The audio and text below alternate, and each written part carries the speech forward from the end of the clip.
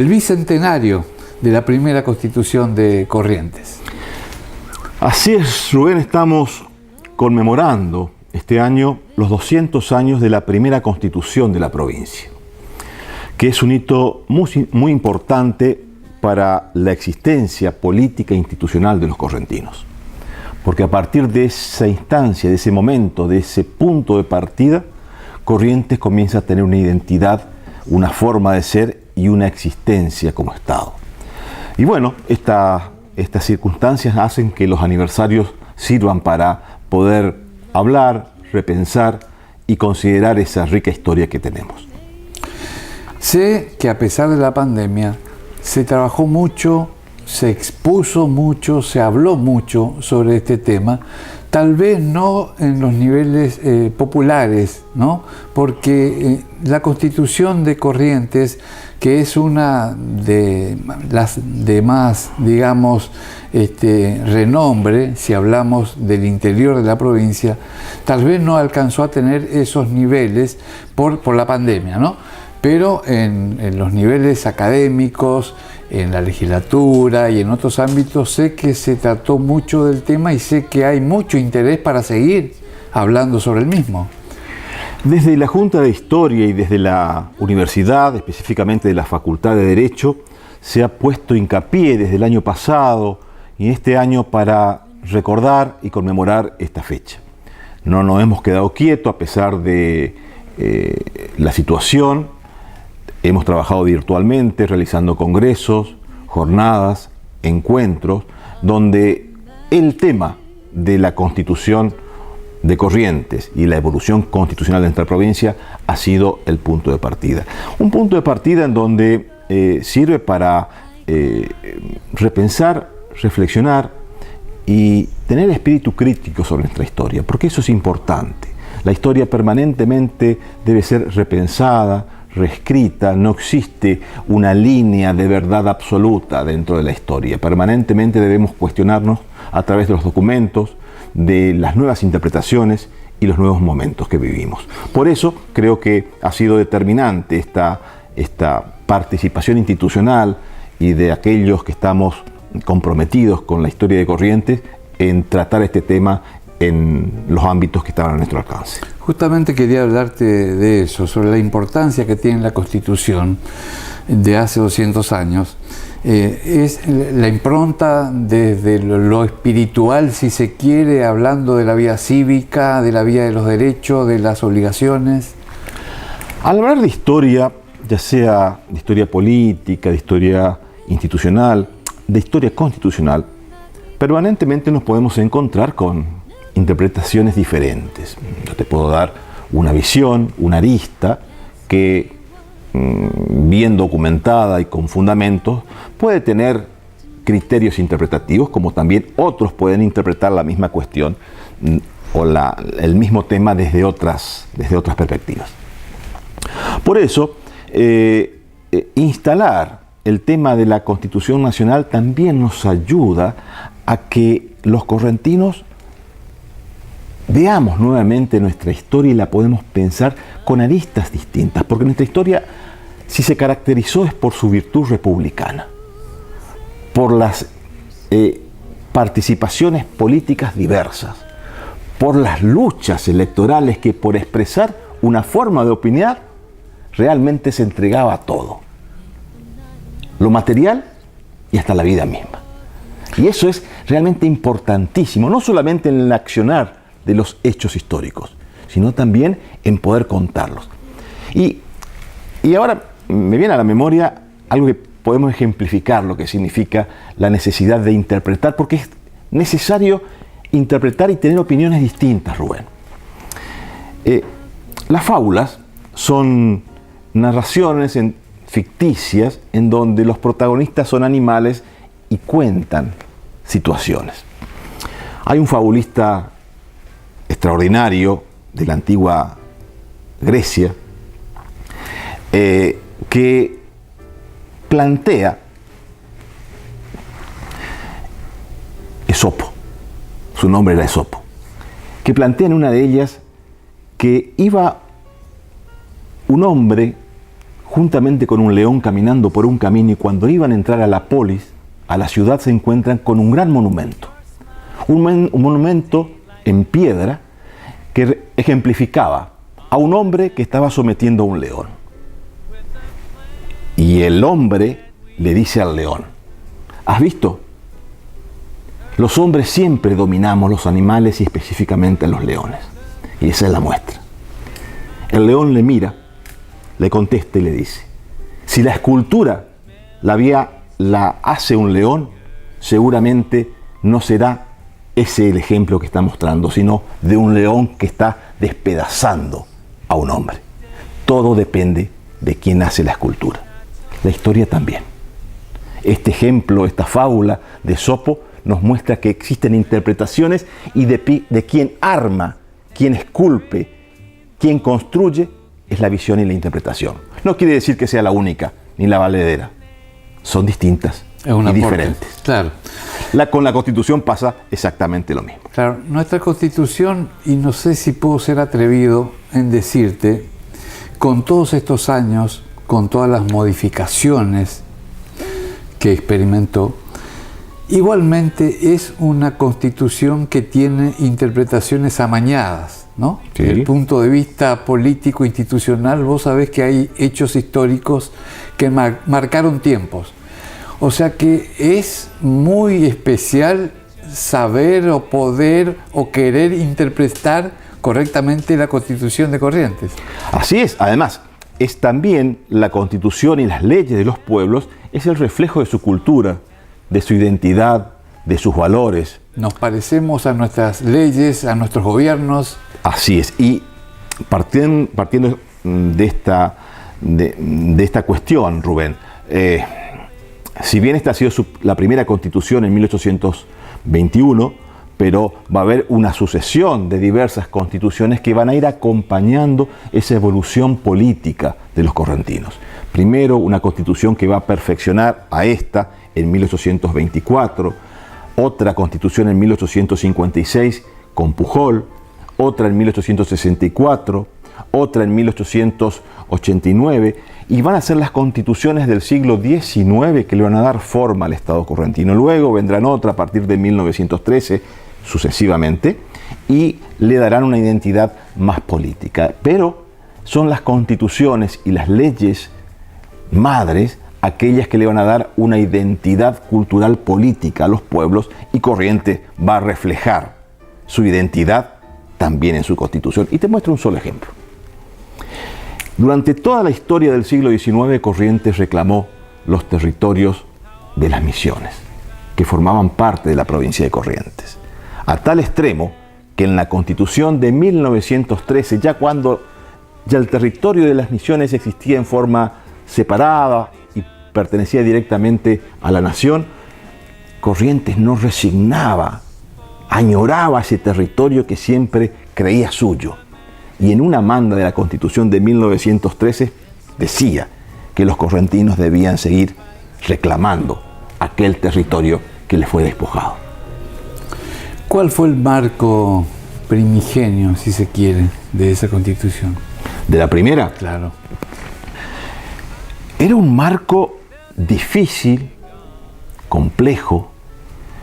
Estamos ubicados en los primeros años de la década de 1820, en donde durante el periodo que va de la Revolución de Mayo a 1820, esa primera década, se trató de instalar un gobierno nacional y una constitución nacional a través de la Asamblea del año 13 y del Congreso de Tucumán, pero ha sido en vano.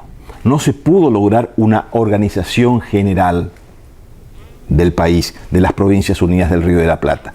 Y luego del fracaso de estos intentos, van a surgir las provincias a través de esta necesidad de organizarse.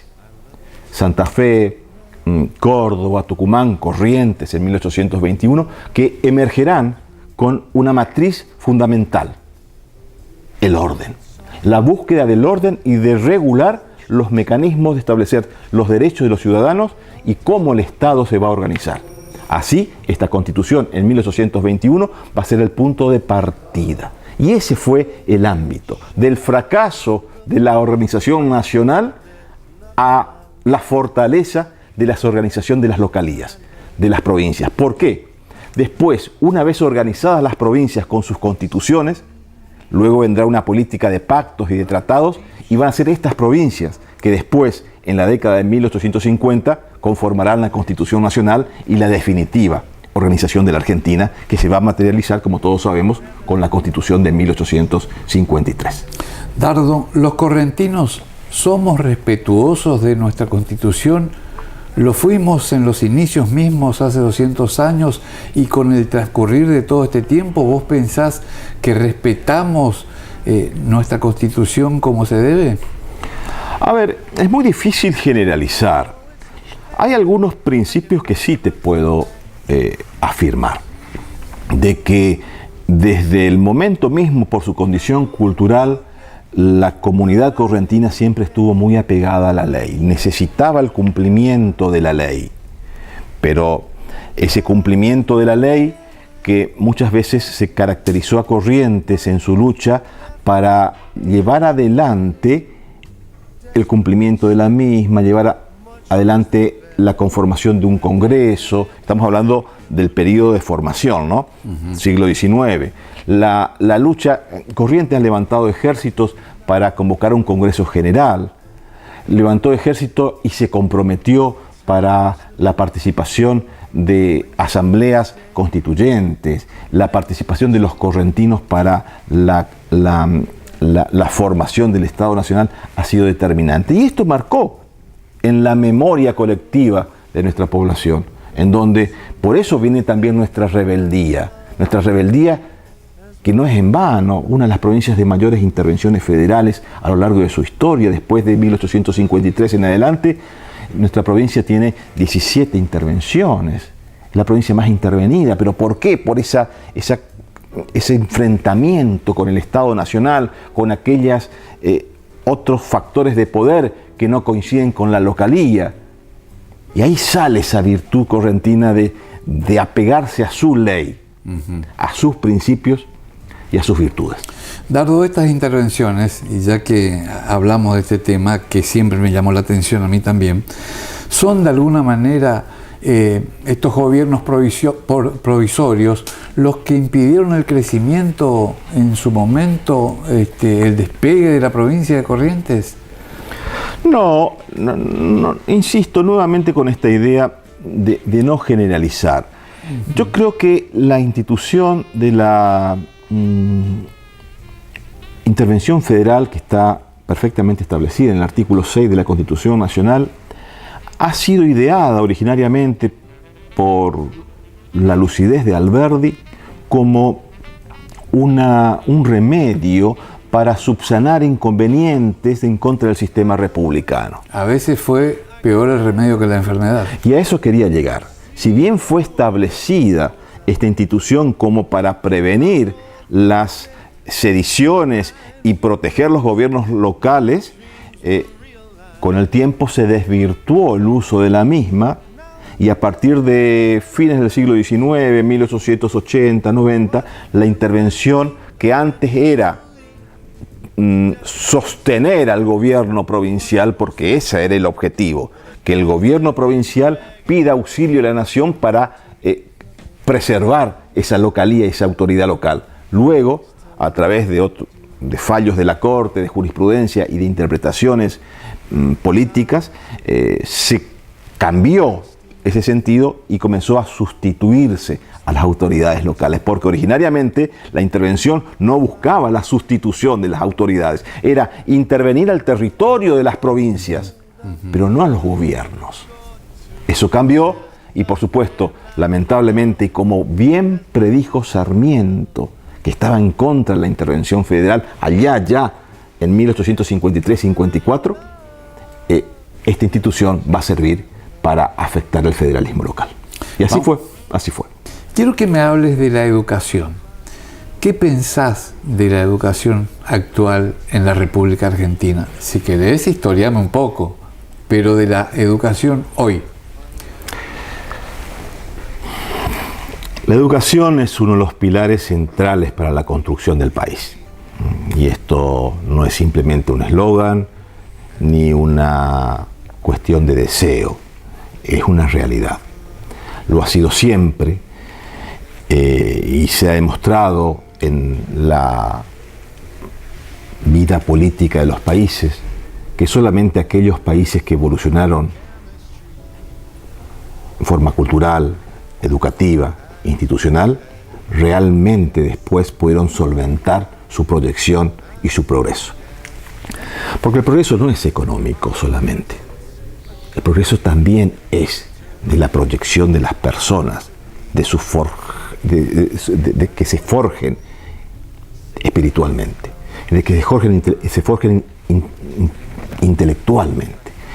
Y eso creo que requiere un trabajo de largo plazo. Deben ser políticas de Estado. Y acá ensamblo la historia. Y hago una comparación en lo que nos pasa en la actualidad. La República Argentina, por sus luchas internas, por su enfrentamiento en el siglo XIX, ha tenido en el primer censo, en el año 1869, el primer censo nacional de la Argentina, cifras alarmantes, en donde la mayoría de la población no sabía leer ni escribir. ¿Y quién estaba en la presidencia?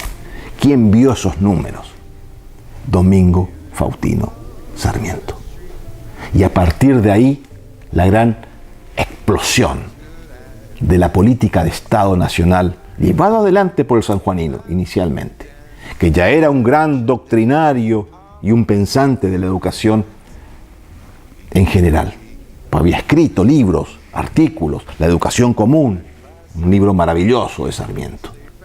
Y de ahí en más comienza, a través de la lucidez de Sarmiento, una política de Estado para llevar adelante un cambio.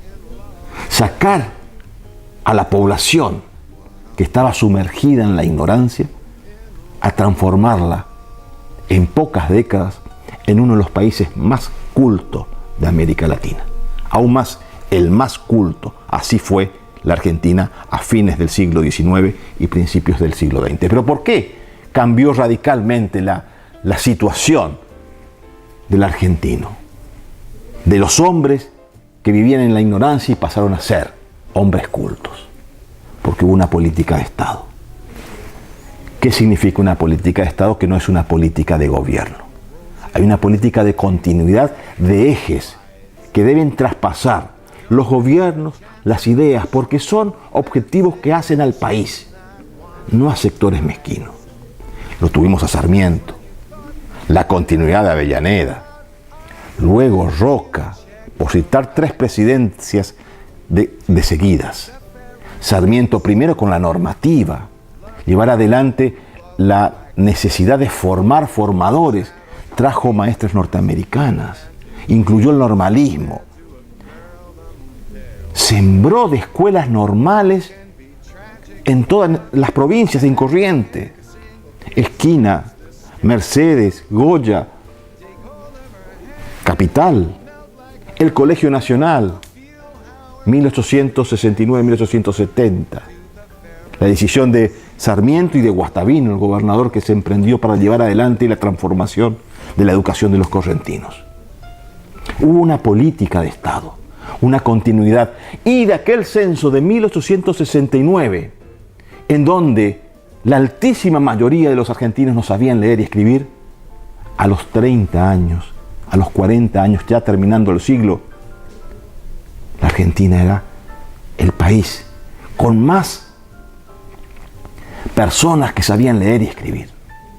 El alfabetismo florecía. ¿Pero por qué?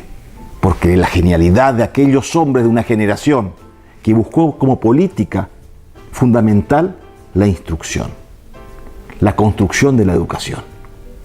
Roca, por citar algunos ejemplos, la Ley 1420, la educación que se ampliaba, que debía llegar a cada rincón de la Argentina.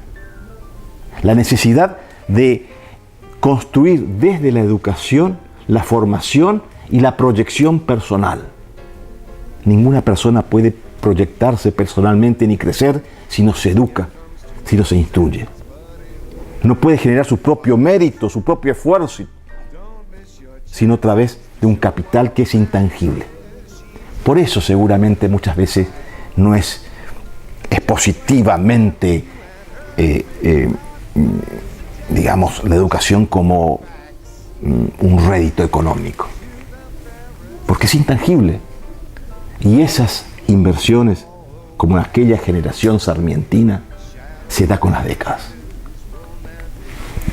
Y ahora, haciendo un parangón, Rubén, de aquella situación, de aquel momento de transformación y de lucha que tuvo el Estado argentino para erradicar aquel mal que era la ignorancia, en la actualidad nos encontramos que lamentablemente no tenemos políticas de Estado. No tenemos una proyección hacia dónde quiere ir nuestra educación. Aún más, yo soy profesor universitario y año tras año veo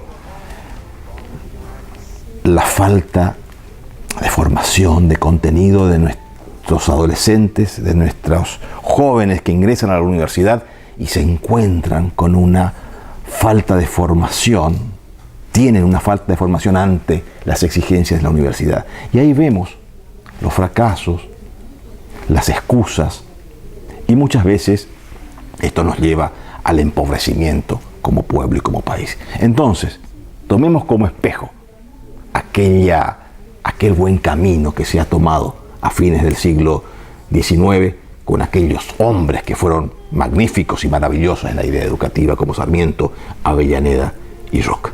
Yo quiero algunas consideraciones tuyas para finalizar la nota a propósito de esta casa que tiene un tesoro histórico en las paredes.